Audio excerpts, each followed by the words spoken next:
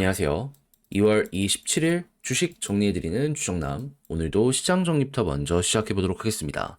자, 일단 들어가기 전 구독, 좋아요 한 번씩 눌러주시고요. 정확히 어떤 내용들 들려오고 있는지 살펴보도록 하자면 뉴욕 증시 같은 경우에는 AI의 지속 가능성을 가늠할 수 있는 대장 엔비디아의 실적 발표를 앞둔 상황에 관망세가 커지게 되었는데 때마침 트럼프의 관세 추가 이야기가 들려오게 되다 보니까 불확실성 상승, 혼조로 장이 마감되었습니다.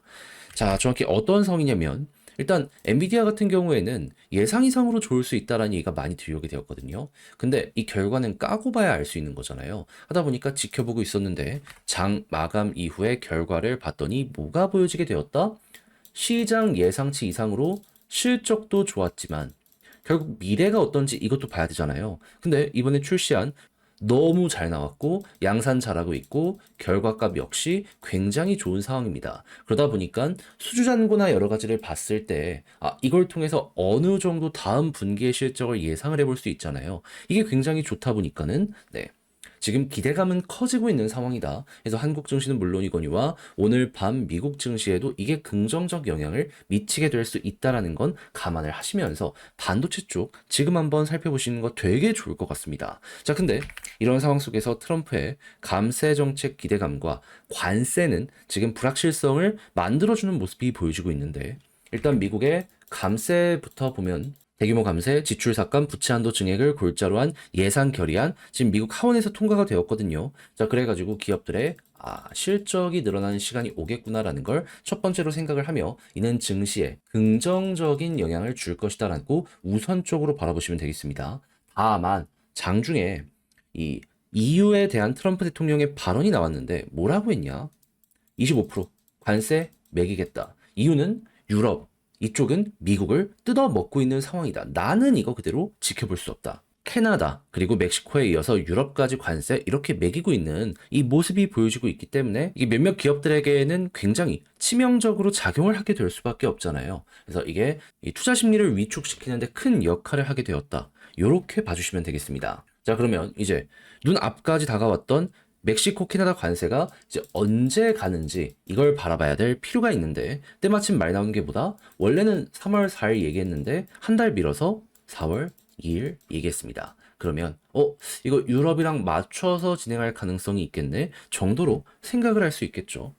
자, 그리고 이런 상황 속에서 최근 경기 지표가 많이 꺾인 모습도 보여주고 있다 보니까는 이런 것들이 결국 얽히고 설켜서 향후 금리는 어떻게 될 가능성이 높다? 시카고 상품거래소 기준 상반기 금리 인하 1회 할 가능성이 굉장히 높아지고요. 하반기까지 놓고 봤을 때 금리를 1회 인하할 확률은 96%, 2회 인하할 확률은 76.9%. 그래가지고 이대로만 진행이 되더라도 못해도 올해 두 번의 금리 인하는 할 수 있겠구나라고 생각을 하면서 그대로 이거는 밀고 가보시면 될 것 같습니다.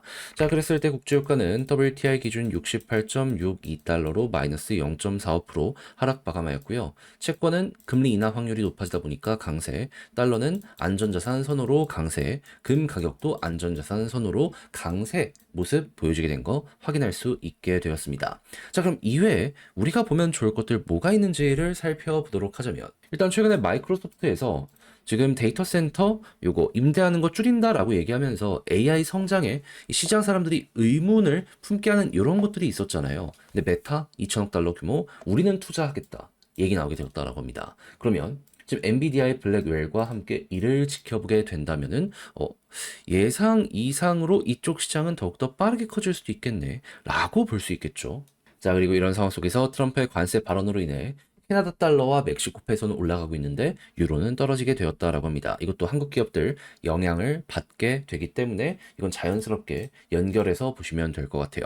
자, 그리고 트럼프 지금 계속해서 유가 하락을 만들어 가려는 모습, 이를 통해서 물가를 잡으려는 모습 보여주고 있는데 지금 이게 어느 정도 효과가 있다라는 평가가 굉장히 많습니다. 그래서 앞자리 7이 6으로 바뀌었잖아요. 그럼 이거 역시 계속해서 긍정적인 모습을 보여주게 된다면은 그렇다면 물가 잡혀가는 데에는 속도가 붙을 것이고 그럼 생각 이상으로 첫 번째 금리 인하가 빠를 수도 있겠구나 생각 한번 해보시면 좋겠습니다. 자, 그리고 반도체 수요는 여전하다라는 걸 이제 우리 봤잖아요. 자, 그러면은 반도체 제조하는 쪽 같은 경우에도 달려가려고 하지 않겠습니까? 하다 보니까 뒤처져 있는 삼성전자 어떻게든 이나노 이번에 수율 확보하겠다. 계속해서 달리고 있다라고 합니다. 올 연말 양산까지가 골든타임이다라고 이야기를 하고 있거든요. 과연 어떻게 될지 이건 보시고 만약에 삼성이 어느 정도 따라가는 모습이 보여지게 된다면 한국의 반도체 소부장 같은 경우에도 이제는 좀 숨통이 더욱더 많이 트일 수 있겠다. 요거 기대 한번 해보시면 좋겠습니다. 자, 그리고 자연스럽게 AI 데이터 센터 많아지면 SMR, 전력, 시설, 수요가 급증을 하게 될 수밖에 없잖아요. 자, 그래서 전기 관련해서도 그렇고 최근에 조정받았던 것들 이러한 내용들로 인해서 어느 정도 반전 나올 수 있다는 건 알아두시면 좋고요. 그리고 이 LNG 같은 경우에도 각광을 받게 될 수밖에 없을 텐데 지금 미국 쪽에서는 이거 생산량 급증을 시키겠다라는 트럼프의 이러한 방향이 보여지고 있죠. 이 유가 하락이랑 같이 연결해서 보시면 되겠습니다. 그런 만큼 LNG 엮여 있으면 싹 다 좋을 수밖에 없다.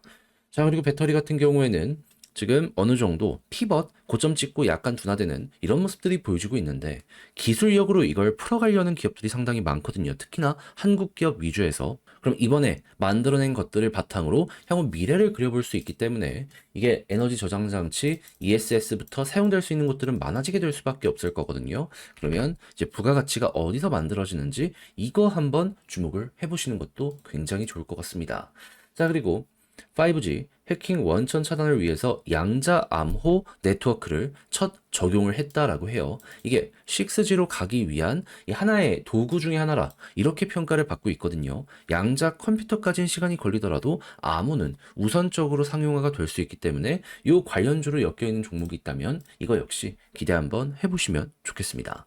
자, 그리고 군함 관련해가지고 미국 쪽에서 급하다, 한국 조선소 찾는다라는 이야기가 많이 들리고 있습니다. 그렇다라고 한다면 생각 이상으로 많이 들어올 수 있겠죠. 가뜩이나 중국 쪽 압박을 하는 상황에서 일거리를 받는 것이기 때문에 수주 잔고가 올라가는 걸 넘어서 수익성까지도 좋아지게 될 수밖에 없을 겁니다. 자, 그리고 지금 이 우크라이나 때문에 이 전쟁의 판도 과거랑은 완전히 달라진 부분들이 보여지고 있다라는 평가가 많죠. 무엇보다 무인기, 무인 드론 이런 쪽들이 굉장히 지금 수요를 받고 있는데 한국도 이거 어떻게든 가려는 모습이 보여지고 있거든요. 그렇다라고 한다면은 이거 나름 우리나라 방산이랑 엮어서 장사를 좀 한다? 그러면 꽤 실적이 잘 나올 수 있다라는 건 예상 한번 해보는 것도 좋을 것 같습니다. 자, 그리고 K뷰티 엄청 잘 나가고 있어요.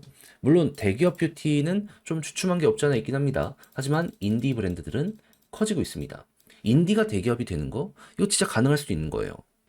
그럼 이를 만들어주는 이 제조업체들 같은 경우에도 수요가 급증을 하게 될 수밖에 없기 때문에 이런 쪽은 연결되어 있다면 꾸준하게 관심 한번 가져보는 것도 되게 좋을 것 같습니다. 자, 마지막으로 미국 우크라이나 광물 협정 임박이라고 하거든요. 그럼 러시아와 휴전도 곧 있으면 진행이 된다는 거잖아요. 그럼 우크라이나 재건 곧 있으면 시작이 될 겁니다. 자, 그랬을 때 지금 여러 가지 종목들이 여기에 좀 수혜주로 떠오른 건 아니냐 얘기가 나오고 있는데 딱 한 가지만 보시면 됩니다. 대부분 맛있는 건 다 미국이 먹을 거예요.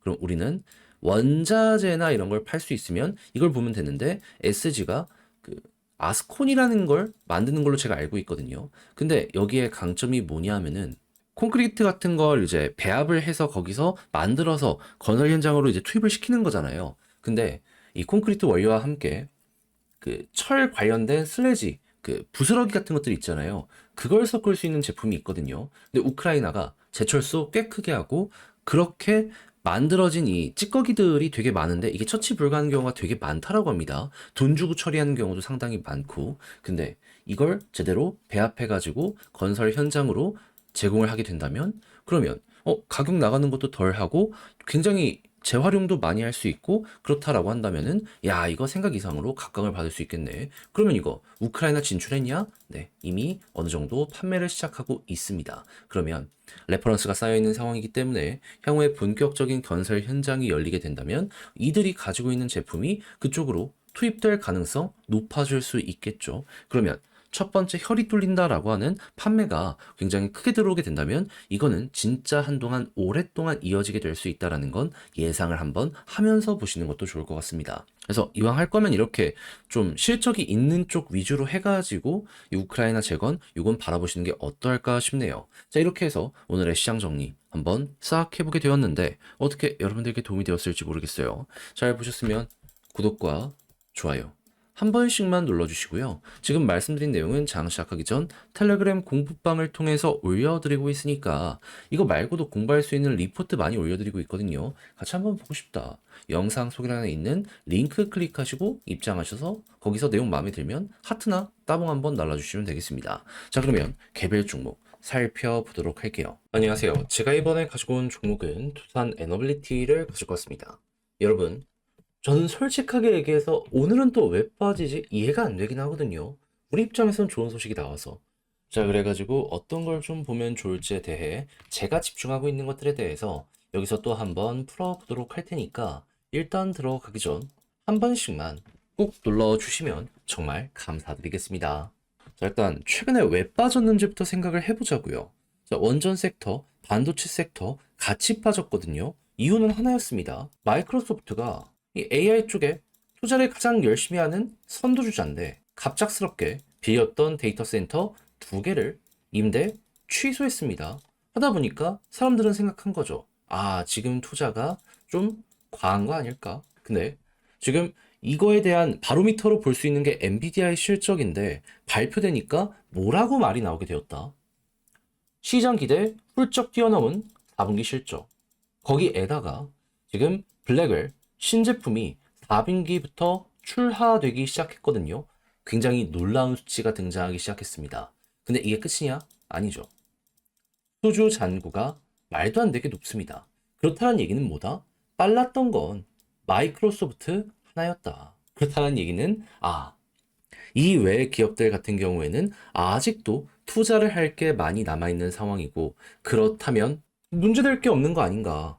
그럼 당연히 많은 데이터 센터는 더욱더 많이 발생을 하게 될 수밖에 없을 것이고 그럼 여기에 전기를 공급을 해야 될 거 아니에요.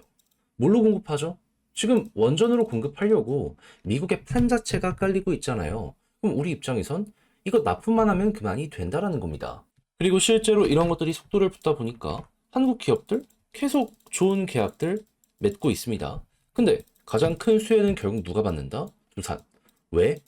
설계는 미국에서 SMR 많이 한다라고 하더라도 제작은 미국 내에서 못 하거든요.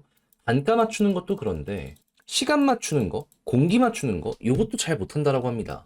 그러니까 우리나라가 좀 싼 가격으로 빠르게 이걸 잘 해주다 보니까는 좀 이런 쪽으로 특화가 되어 있고 그러다 보니까 이걸로 기술 격차를 많이 벌려놓다 보니까 다른 국가에서 잘 못 따라오는 이런 게 있다. 이 정도로 이해를 하시면 될 것 같아요. 그리고 그나마 경쟁자라고 하면 중국을 봐야 되는데 지금 미국이 중국을 많이 때리고 있죠. 근데 중국으로 일거리가 가겠습니까? 그러니까 미국이나 유럽 쪽은 대부분 우리가 제작적으로 먹을 수 있게 될 것이다 정도로 이걸 이해하시면서 접근해 보시면 되겠습니다. 그러면 이게 계속 다시 한번 부각이 된다면 두산 입장에선 주가가 또 한번 올라가게 될 가능성이 높아지는 내용이네 정도로 이해를 하면서 볼 수 있겠죠. 그리고 이게 성숙해지게 된다면은 미국 이외 지역으로도 계속해서 확장을 할 것이고 지금 선박으로도 이걸 사용한다 만다 말들이 많잖아요. 요거까지 상용화의 속도가 붙게 된다면은 또 하나의 먹거리 큰 거 발생을 한다. 그리고 대형 원전 같은 경우에는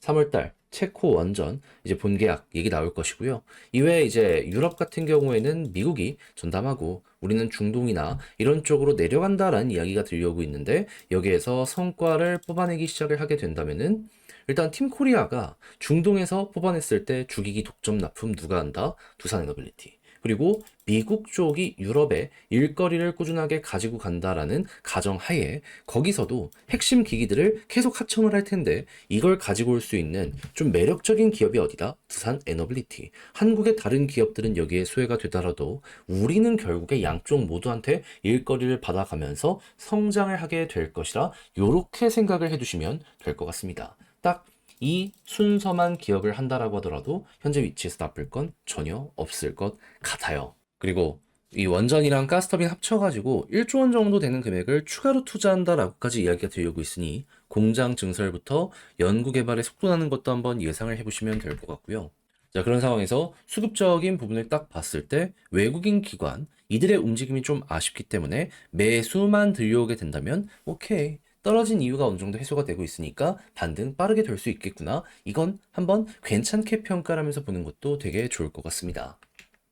그리고 이렇게 조정이 나온다라고 하더라도 그나마 괜찮다라고 생각을 할 수 있는 이유는 뭐냐면 외국인 위주로 해서 상승이 나왔던 종목인데 이전에 매수했던 것과 비교했을 때 매도 보세요.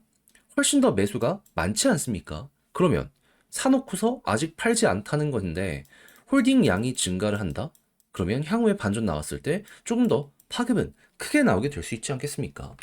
차트적으로 21선 이탈만 안 한다면 굳이 여기서 그렇게까지 나쁘게 생각할 필요는 없을 것 같습니다. 근데 호재가 있더라도 만약을 대비해서 21선 이탈하면 이때는 많이 조심을 해야 돼요. 왜 그러냐면 과거 역사를 봤을 때 꾸준하게 이런 식으로 올라갔다가 21선 이탈했을 때마다 우하향이 세게 왔었거든요. 이거는 검증된 패턴이나 마찬가지인 거잖아요. 근데 막상 아무런 생각 없이 보고만 있는다? 네, 그건 아니라고 보기 때문에 이거는 정말로 여러분들 걱정을 해야 되는 구간이 될 수도 있겠구나라고 생각하면서 이 아래서 이렇게 N자형으로 설령 빠지기라도 하게 된다면 비중 조절 조금이라도 더 많이 진행을 해보시면 좋겠습니다. 근데 반대로 빠지지 않는다면 어떻게든 지킨다는 거잖아요. 힘이 있다는 거잖아요. 빠르게 갈 수 있습니다. 그랬을 땐 볼린저 밴드 상단까지 올라가는 거 쭉 이끌고 가보시면 되는 거고, 그랬을 때 위에서 맞고 떨어진다를 몇 번 반복한다? 힘 빠지니까 이런 것들은 좀 조심을 하시되, 만약에 볼린저 상단을 돌파하는 모습이 보여지게 된다면 크든 작든 한 번은 더 갑니다. 여기서도 그렇게 해서 올라갔던 거잖아요. 그러면 이것도 반복해서 생각을 하면 되겠구나 해서 여기도 이제 어느 정도 대응법을 예상을 해두시면 되겠습니다. 그리고 이거는 제가 후속 영상을 통해서 또 촬영에 여러분들께 말씀을 드릴 예정이기 때문에 그걸 보시면서 참고를 해보시는 것도 괜찮을 것 같네요. 자, 그럼 지금 본 걸 바탕으로 글로 쓰면서 영상 최종적으로 마무리 한번 해보도록 하자면, 나오는 뉴스를 봤을 때 뭐가 보여주고 있는 상황이다. AI 투자에 대한 감소, 이에 대한 걱정으로 인해서 시장에 요 원전뿐만 아니라 반도체 기업들의 조정이 좀 있었는데 이번에 엔비디아의 실적이 발표되면서 이 우려는 완벽하게 해소가 되었다. 그럼 오히려 긍정적인 상황이 온다라고 생각을 하면서 속도가 어느 정도 나는 걸 예상을 해보면 될 것 같은데, 이때 수급적으로 중요한 건 뭐다? 일단 외국인 컴백하는 거. 매수 잔고가 여전히 많기 때문에 매도가 제한적으로 이루어지게 된다면 비교적 편하게 봐도 되고, 그런 다음에 외국인이 갑자기 돌아오게 된다면 그때 속도 한번 나는 거 예상을 해보시는 거 좋을 것 같습니다. 이랬을 때 지지라인 가장 중요한 건 21선, 이탈했을 땐 조심, 위에 있으면 걱정 없고, 이때 이제 올라간다면 볼린저 상단까지를 1차 목표로 두되, 여기서 맞고 떨어지게 된다면 단타 하시는 분들은 일부 정리, 그리고 중장기를 원하시는 분들 같은 경우에는 야, 여기서 만약에 계속 몇 번이고 맞고 떨어지면서 힘이 빠진다라고 하면 정리, 돌파하면은 이전에 그랬던 것처럼 한 번 더 치고 가는 걸 예상을 해보시면 좋겠습니다. 돌파 하나 싶더니 떨어지고 돌파 하나 싶더니 떨어지는 모습이 보여지게 되면은 이건 어떻게 보면 이제 큰 손들이 자기들의 물량을 정리하는 패턴일 수도 있기 때문에 갑자기 위쪽에서 이런 모습과 함께 거래량 많이 붙으면 이건 조심을 하시면 좋겠습니다. 자, 이렇게 해서 두산 어떻게 보면 좋을지 나름 정리를 한번 해봤는데 어떻게 여러분들께 도움이 되었을지 모르겠습니다. 잘 보셨으면 좋겠고 저는 다음에 더 좋은 영상으로 다시 인사를 드리겠다라고 말씀드리며 이상 주식 정리해드리는 주정남이었습니다. 끝으로 구독, 좋아요 한 번씩만 눌러주시면 감사드리겠고요. 여러분들 모두 남은 시간 화이팅 하셨으면 행복하셨으면 좋겠습니다. 감사합니다.